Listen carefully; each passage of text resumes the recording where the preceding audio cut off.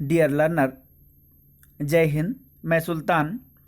स्वागत है आपका आज के इस वीडियो में, जो कि बहुत ही महत्वपूर्ण है, जिसका नाम है प्रश्न एक जवाब अनेक, जिसमें विभिन्न प्रकार के शब्द होंगे और उनके पूर्ण नेम होंगे तथा उनसे संबंधित विभिन्न प्रकार की जानकारियां होंगी, जो कि आपके विभिन्न प्रकार के एग्जाम के दृष्टिकोण से बहुत ही उपयोगी हैं। इसलिए वीडियो को पूरा देखें, अंत तक देखें, आपको वीडियो जरूर पसंद आएगी। इसके अलावा चैनल में बहुत सारे वीडियोज पड़े हैं, special education, rehabilitation, inclusive education, psychology and disability related बहुत सारे वीडियोज। आप चैनल में जाएं और प्लेलिस्ट में बहुत सारे नेम से वीडियोज पड़े हुए हैं, आप उन्हें देख सकते हैं। तो आज का वीडियो आप पूरा देखिए, अंत तक देखिए, और यदि आपको अच्छा लगे तो लाइक करिए और अच्छा ना लगे तो डिसलाइक करिए। अपना वोट जरूर दीजिए। तो चलिए स्टार्ट करते हैं।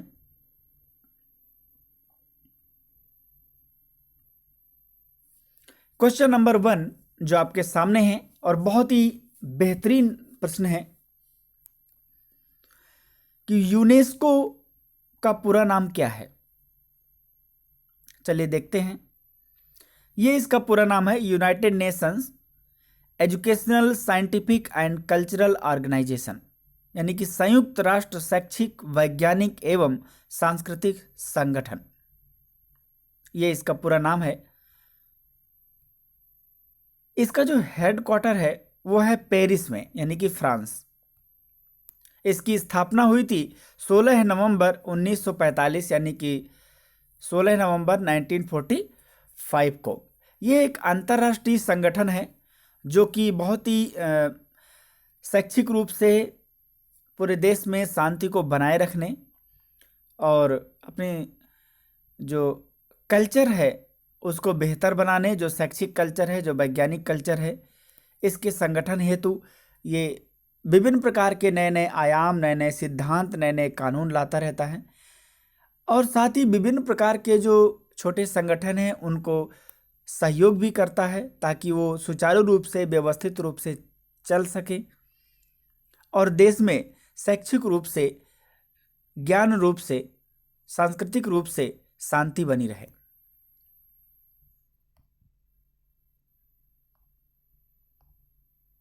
क्वेश्चन नंबर 2 जो आपके सामने है कि यूनिसेफ का पूरा नाम क्या है।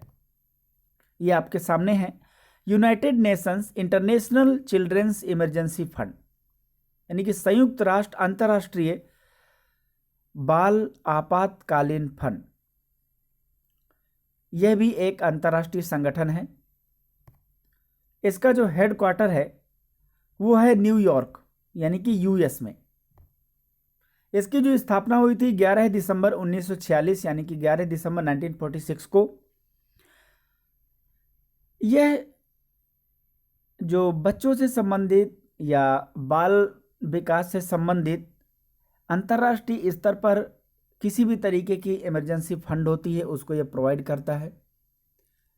जो छोटे संगठन होते हैं उनको बच्चों की देखभाल, उनके विकास और उनके स्वास्थ्य के लिए इससे संबंधित ये बात करता है और अंतर्राष्ट्रीय स्तर पर ये नियम कानून बनाता है और उन्हें अन्य छोटे संगठन या अन्य छोटे व्यवस्थापक इसे फॉलो करते हैं।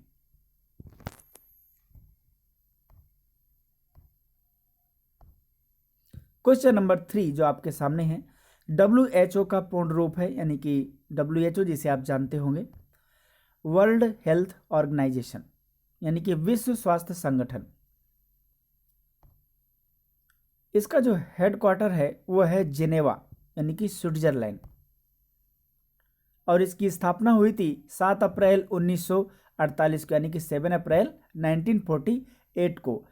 यह विश्व स्तर पर जो स्वास्थ्य से संबंधित समस्याएं होती हैं उनको दूर करना, या विभिन्न प्रकार की जो वैश्विक महामारी या ऐसी कोई समस्या आ जाए जिससे देश खतरे में है, समस्या में है, स्वास्थ्य संबंधी या स्वास्थ्य बिगड़ जाए पूरे देश का विभिन्न प्रकार की समस्याओं से, तो उसके निदान हेतु विभिन्न प्रकार के गतिविधियां करता है। अंतर्राष्ट्रीय स्तर पर।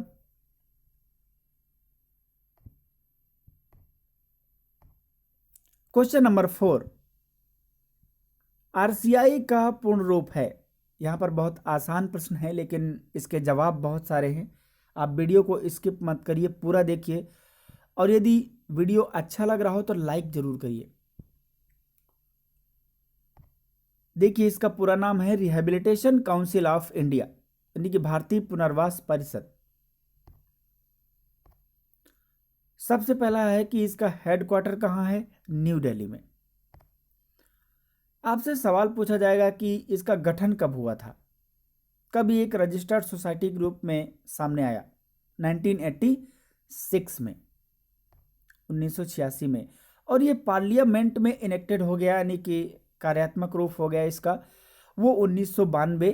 क्योंकि जब पार्लियामेंट से जब गजट में पास हो जाता है पूरी तरह से, तो हमारी वही डेट हर जगह मान्य होती है, इसलिए इसको आरसीआई 1992 कहा जाता है।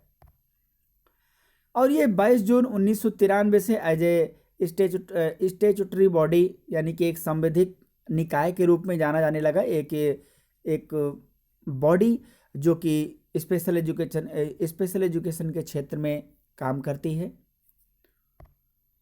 इसमें 4 प्रकार की डिसेबिलिटीज को डिफाइन किया गया है। वो 4 प्रकार की डिसेबिलिटीज कौन कौन सी हैं? Hearing impairment, visual impairment, mental retardation जिसका अब नाम इंटेलेक्चुअल डिसेबिलिटीज है, एंड चौथा लोकोमोटर डिसेबिलिटीज। ये जितनी भी एक्ट्स हैं, अधिनियम हैं, और उनमें कितनी विकलांगताएं शामिल है, वो एक्ट कब बना, इससे संबंधित भी मैं इस वीडियो के डिस्क्रिप्शन बॉक्स में एक लिंक दे दूंगा। आप उसे देखेंगे तो आपको बहुत बेहतरीन समझ में आएगा। इसके अलावा यह स्पेशल एजुकेशन के क्षेत्र में काम करता है। स्पेशल एजुकेशन के क्षेत्र में मान्यता प्रदान करना ट्रेनिंग सेंटर को, ट्रेनिंग कोर्स को, और स्पेशल एजुकेशन के क्षेत्र में पाठ्यक्रम को लॉन्च करना, शुभारंभ करना, विशेष शिक्षा के क्षेत्र में कुछ नया करना, ताकि स्पेशल एजुकेशन में गुणवत्ता आ सके, ह्यूमन रिसोर्स का डेवलप हो सके, ये इसके मुख्य काम है। और जो भी ट्रेनिंग कोर्स कर लेते हैं स्पेशल एजुकेशन के क्षेत्र में, ट्रेनिंग के क्षेत्र में, तो उनको रजिस्टर्ड करना, ये भी इसका काम है।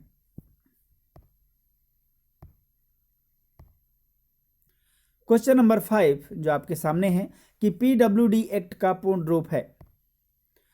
ये रहा आपके सामने कि पर्सन्स विद डिसेबिलिटीज एक्ट, यानी कि equal opportunity, protection of rights and full participation. ये जब तक पूरा नहीं लिखेंगे तब तक फुल नेम नहीं होता है, इसलिए आपको ध्यान में रखना है कि विकलांगजन अधिनियम ब्रैकेट में समान अवसर, अधिकारों का संरक्षण और पूर्ण भागीदारी, ये आपका पीडब्ल्यूडी एक्ट का पूरा नाम है। और लास्ट में आप एक्ट लिख देंगे या शुरू में यहाँ पर।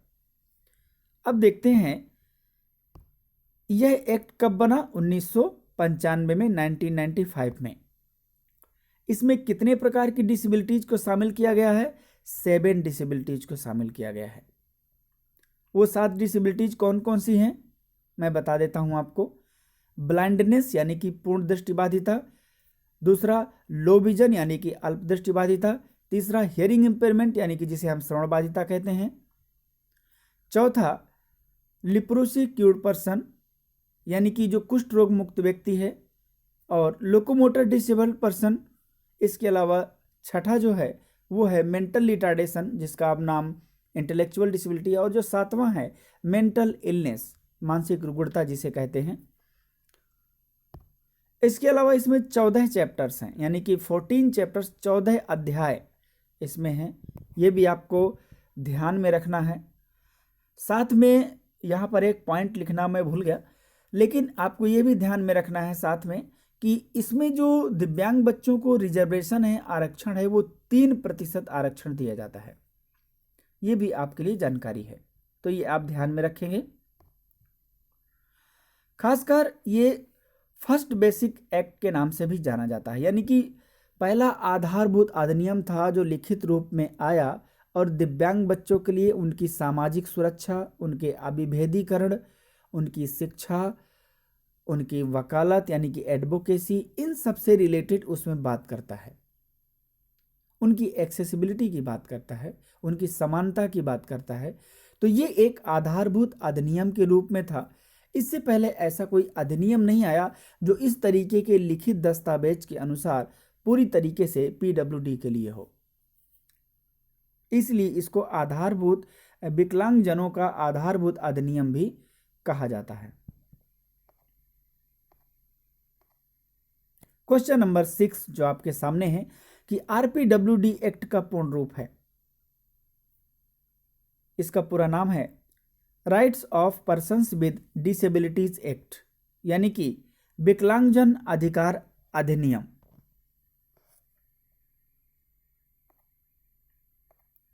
चलिए देखते हैं यह कब बना था, 2016 में।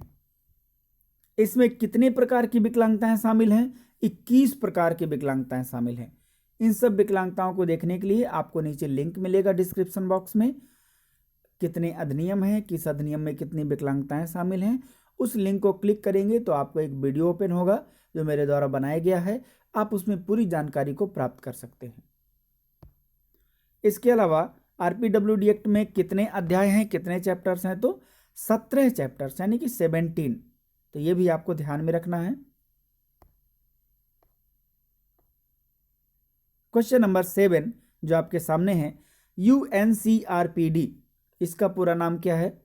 ये रहा आपके सामने, United Nations convention on the rights of persons with disabilities, यानी कि विकलांग व्यक्तियों के अधिकारों पर संयुक्त राष्ट्र का कन्वेंशन या एक समझौता था। तो चलिए देखते हैं ये कब बना, 2006 में। इसमें कितनी धाराएं हैं यानी कि कितने चैप्टर्स हैं? तो 50। ये भी आपको ध्यान में रखना है। कई बार ऐसे सवाल पूछ लेता है कि ऐसा कौन सा अंतर्राष्ट्रीय स्तर का विकलांग लोगों के लिए एक ऐसा कन्वेंशन है जिसमें 50 धाराएं हैं। तो उसमें पीडब्ल्यूडी दे देगा, आरपीडब्ल्यूडी दे देगा, एंटी एक्ट दे देगा, यूएनसीआरपीडी दे देगा, हो सकता है यूनेस्को भी दे दे, यूनिसेफ भी दे दे, तो लेकिन देगा 4 ऑप्शन ही। तो ये आपको ध्यान में रखना है कि किसमें कितने हैं, कितनी धाराएं हैं, इसलिए आपको ये बताया गया। क्वेश्चन नंबर 8 जो आपके सामने है कि एंटी एक्ट का पूरा नाम क्या है? एंटी एक्ट ऐसा नहीं है कि नेशनल ट्रस्ट एक्ट लिख देंगे तो इसका पूरा नाम हो जाएगा, ये भी आपको ध्यान में रखना है। ये इसका पूरा नाम नहीं है, क्योंकि जब आप गजट पढ़ेंगे तो उसमें पूरा डिफाइन करता है कि वास्तव में इसका पूरा नाम क्या है। तो चलिए देखते हैं, ये रहा आपके सामने, नेशनल ट्रस्ट ब्रैकेट में autism, cerebral palsy, intellectual disability जिसका पहले जो नाम था मेंटल रिटार्डेशन था, एंड मल्टीपल डिसेबिलिटी, यानी कि जो राष्ट्रीय न्यास है वो स्वलीन, प्रमस्तिष्क पक्षाघात, बौद्धिक विकलांगता और बहुविकलांगता, इस अधिनियम के नाम से ये जाना जाता है। अब देखते हैं कि अधिनियम बना कब, 1999 के 1999 में।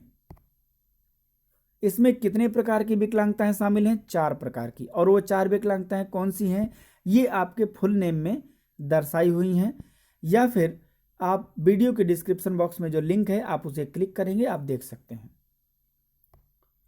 इस अधिनियम में कितने अध्याय हैं यानी कि कितने चैप्टर्स हैं? तो 9 चैप्टर्स हैं, ये आपके लिए जानकारी है।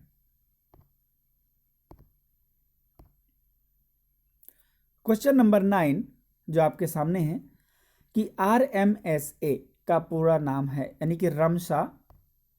चलिए देखते हैं, ये रहा आपके सामने, राष्ट्रीय माध्यमिक शिक्षा अभियान, यानी कि राष्ट्रीय माध्यमिक शिक्षा अभियान जो इसका पूरा नाम है। ये 2009 में लॉन्च हुआ, शुभारंभ हुआ इसका। इसमें 9 चैप्टर्स हैं और ये सेकेंडरी एजुकेशन यानी कि जो माध्यमिक शिक्षा है उसमें गुणवत्ता लाना, उसमें जो भी कमियां हैं पूरा करना और उद्देश्यों को पूरा करना, किस तरीके से इस स्तर के बच्चे को डेवलप किया जाए, इसके लिए विभिन्न प्रकार की गतिविधियां करना, ये इसका काम है। क्वेश्चन नंबर 10 जो आपके सामने है कि SSA का पूर्ण रूप है, ये रहा आपके सामने, सर्व शिक्षा अभियान इसका पूरा नाम है। 2001 में यह लॉन्च हुआ था। इसका नारा है, आप जानते हैं कि सब पढ़ें सब बढ़ें। कोई बच्चा छूटना नहीं चाहिए। समाज का प्रत्येक बच्चा शिक्षा से वंचित नहीं रहना चाहिए, ये बात को ध्यान में रखा गया है। और ये एक आधारभूत था कि सभी पढ़ें, कोई छूटे ना। इसलिए ये एक अभियान चलाया गया ताकि जो हमारा लिटरेसी रेट है बहुत कम था। और इसके आगे चल कर के मध्याह्न भोजन भी लागू किया गया ताकि उससे अगर बच्चे पढ़ने नहीं आते हैं तो उससे पढ़ने भी आने लगें और इनरोलमेंट भी होने लगे। बहुत सारे बच्चे मध्याह्न भोजन के कारण भी आए, इनरोलमेंट हुआ, लेकिन बहुत सारे बाद में ड्रॉप आउट हो गए। लेकिन इनरोलमेंट रेट काफ़ी बढ़ा, लेकिन क्वालिटी में फिर भी सुधार आज तक नहीं हो पाया। तो क्वेश्चन नंबर 10 का ये आंसर है।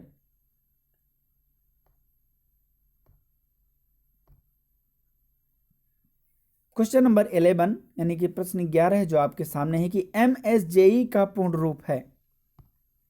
ये रहा आपके सामने, ministry of social justice and empowerment, यानी कि सामाजिक न्याय और अधिकारिता मंत्रालय। ये जो MSJE है ये इस नाम से 1998 को बना था। हो सकता है आप नेट में सर्च करें तो कुछ और डेट दिखाए, तो मैं उसको भी बता देता हूँ। जो 1985 या 86 है वो मिनिस्ट्री ऑफ वेलफेयर यानी कि पहले कल्याण मंत्रालय के नाम से था, लेकिन 1998 में MSJE ministry of social justice and empowerment के नाम से क्रिएट हुआ। और डिसेबिलिटी से रिलेटेड कुछ भी होता है डिसेबिलिटी के क्षेत्र में, तो अगर उससे रिलेटेड मंत्रालय आता है तो वो कौन आता है? MSJE। ये आपको ध्यान में रखना है।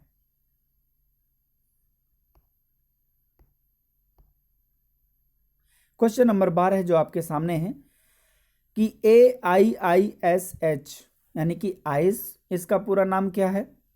इसका पूरा नाम है all India institute of speech and hearing, यानी कि अखिल भारतीय, यहाँ पर भाषण लिखा है, आप वाणी भी लिख सकते हैं, वाणी और श्रवण संस्थान।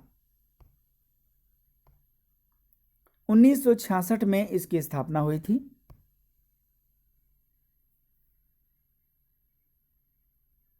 ये मैसूर कर्नाटका में स्थित है, जहाँ पर विभिन्न प्रकार के जो श्रवण बाधित बच्चों से संबंधित, स्पीच प्रॉब्लम से संबंधित बच्चे भी आपको वहाँ मिलेंगे। एंड वहाँ पर इनसे संबंधित VSLP MSLP का भी कोर्स चलता है। आप वहाँ से भी इस तरीके के कोर्स कर सकते हैं।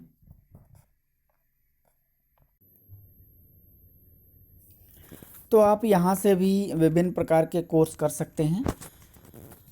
एंड बहुत सारे काम होते हैं, आइडियोलॉजिकल असेसमेंट, स्पीच असेसमेंट, यानी कि पूरा नाम से ही पता चलता है कि speech and hearing.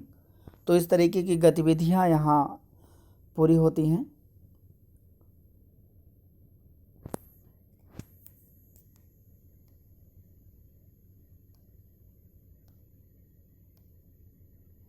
Question number 13, प्रश्न 13 जो आपके सामने है कि NIOS का पूर्ण रूप है। ये रहा आपके सामने full name, national institute of open schooling, यानी कि राष्ट्रीय मुक्त विद्यालयी संस्थान। यह 3 नवंबर 1989 को बना था। यह नोएडा UP में इसका हेडक्वार्टर है। एंड ये विभिन्न प्रकार के ट्रेनिंग प्रोग्राम, वोकेशनल, ऐसे विभिन्न प्रकार के वर्क करता है। वोकेशनल में विभिन्न प्रकार के ब्यूटी पार्लर, सिलाई या जिसको टेलरिंग कहते हैं, विभिन्न प्रकार के और ऐसे कोर्स जिनमें यदि बच्चा थोड़ा बहुत बच्चे को समस्या होती है जिसके कारण वो अन्य जॉब नहीं ले पाता। तो इस तरीके के जो कौशल होते हैं सीख करके अपना जीवन यापन कर सकता है। तो ऐसे बहुत सारे ट्रेनिंग और वोकेशनल प्रोग्राम चलाए जाते हैं। आप और भी बेहतर जानकारी के लिए NIOS आप क्लिक करिए गूगल में, आप पूरी जानकारी वहाँ से प्राप्त करिए, क्योंकि बहुत सारे सवाल कभी कभी पूछ लिए जाते हैं।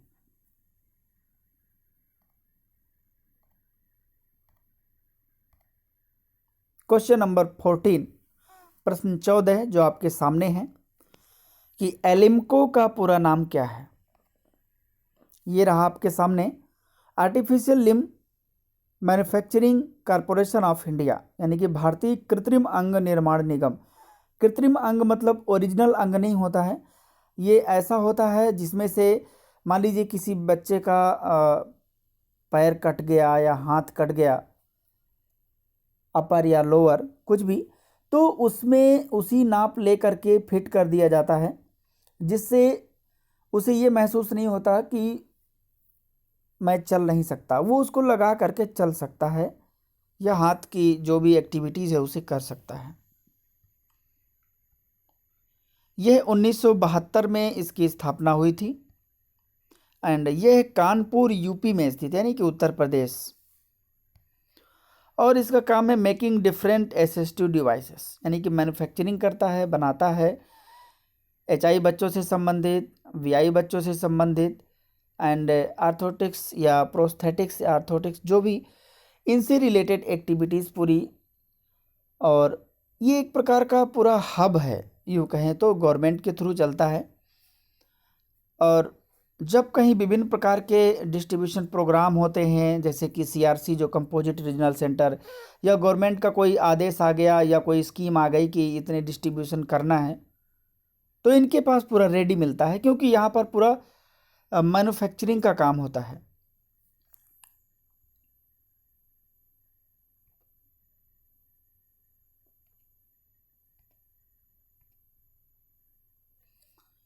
क्वेश्चन नंबर 15 जो आपके सामने है कि NCERT इसका पूर्ण रूप है। चलिए देखते हैं।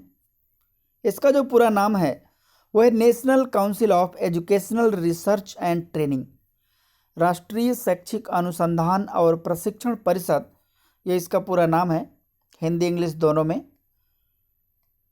इसकी स्थापना 1961 में हुई थी और ये न्यू दिल्ली में स्थित है। जो आप जानते होंगे कि NCERT बुक्स इस नाम से 12th तक की बुक्स जो डेवलप करता है। और आप ये भी बहुत अच्छे से जानते होंगे कि CTET हो या कोई एग्ज़ाम हो तो प्रेफर किया जाता है कि आप NCERT की बुक्स पढ़िए, वहाँ से अधिक प्रश्न पूछे जाते हैं और आता भी यहीं से है, तो इस चीज़ से आप परिचित होंगे।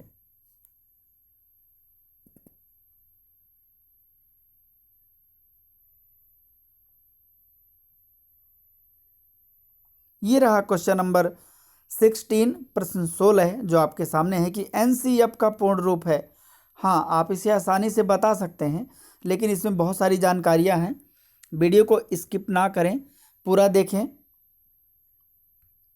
ये रहा इसका पूरा नाम, यानी कि नेशनल करिकुलम फ्रेमवर्क, राष्ट्रीय पाठ्यचर्या की रूपरेखा।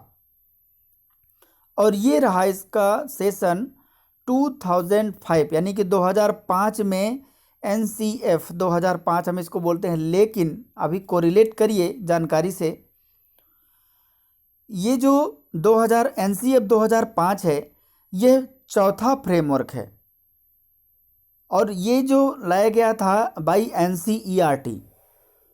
और इसका जो मेन मकसद था लाने का कि जो रटंत पद्धति है उसको दूर किया जाए, जो व्यवहारिक जीवन है उसको लागू किया जाए, वास्तविकता से सामाजिकता से परिचय कराया जाए, जो बर्डन है उसे दूर किया जाए और एक रचनात्मक और कंस्ट्रक्टिविस्ट जो संरचनात्मक या क्रिएटिव प्रवृत्ति का पाठ्यक्रम होना चाहिए वैसा हो, जिसमें व्यक्ति के व्यवहारिक विकास हो, सामाजिक विकास हो और जो बर्डन महसूस करते हैं वो दूर हो। यानी कि विद्यालयी दुनिया से भी हट करके जो सामाजिक और व्यवहारिक जीवन है उस दुनिया से भी जोड़े ऐसा पाठ्यक्रम। जो इसके चेयरमैन थे वो प्रोफेसर यशपाल। आपको ये भी ध्यान देना है कि इससे पहले 3 बार यानी कि 1975, 1988, 2000 फ्रेमवर्क ऑलरेडी बन चुके थे। ये 2005 ये चौथा फ्रेमवर्क है। इसलिए आपको ये ध्यान में रखना है कि अगर कभी सवाल पूछ ले कि नेशनल करिकुलम फ्रेमवर्क का यानी कि जो नेशनल करिकुलम है उसका दूसरा फ्रेमवर्क कब बना, तो 1988 में। ये सभी आपको ध्यान में रखने हैं।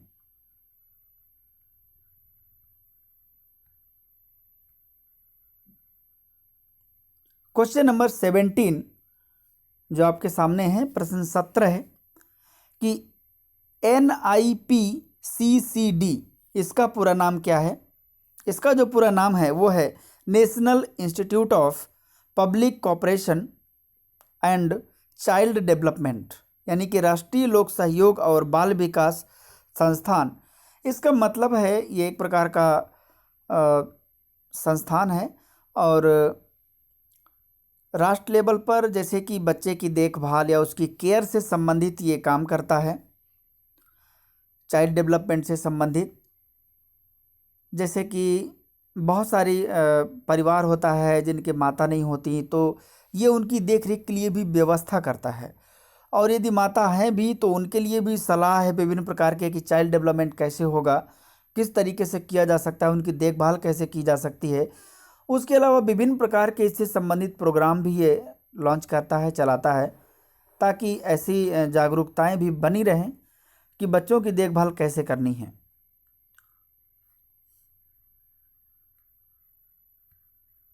यह 1966 में बना था और न्यू दिल्ली में इसका जो ऑफिस है या क्यों कहीं की हेड क्वार्टर है, तो ये है हमारा NIPCCD।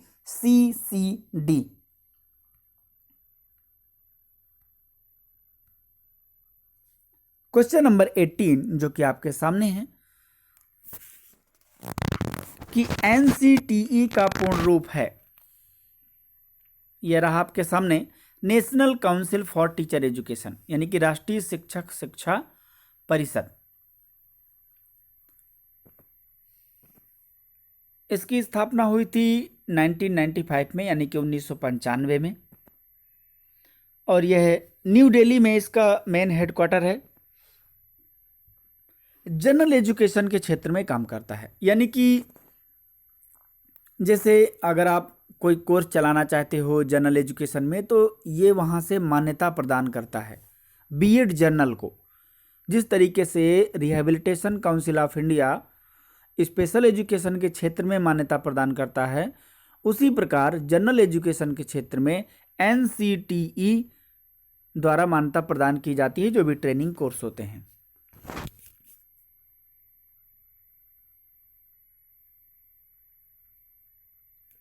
क्वेश्चन नंबर 19 जो कि आपके सामने है, प्रश्न 19 कि रूषा इसका पूरा नाम क्या है। RUSA इसका जो पूरा नाम है वो है राष्ट्रीय उच्चतर शिक्षा अभियान।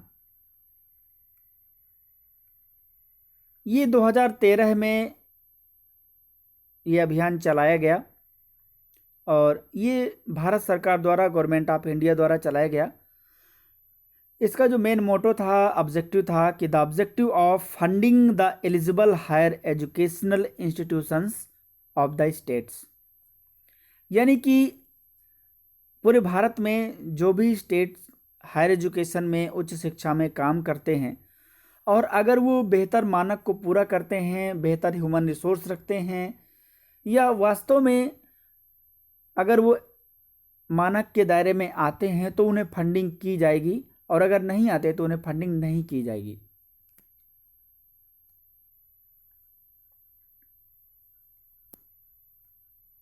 क्वेश्चन नंबर 20 यानी कि प्रश्न 20 जो आपके सामने है कि UGC का पूर्ण रूप है, ये रहा आपके सामने, यूनिवर्सिटी ग्रांट कमीशन, यानी कि विश्वविद्यालय अनुदान आयोग, ये इसका पूरा नाम है।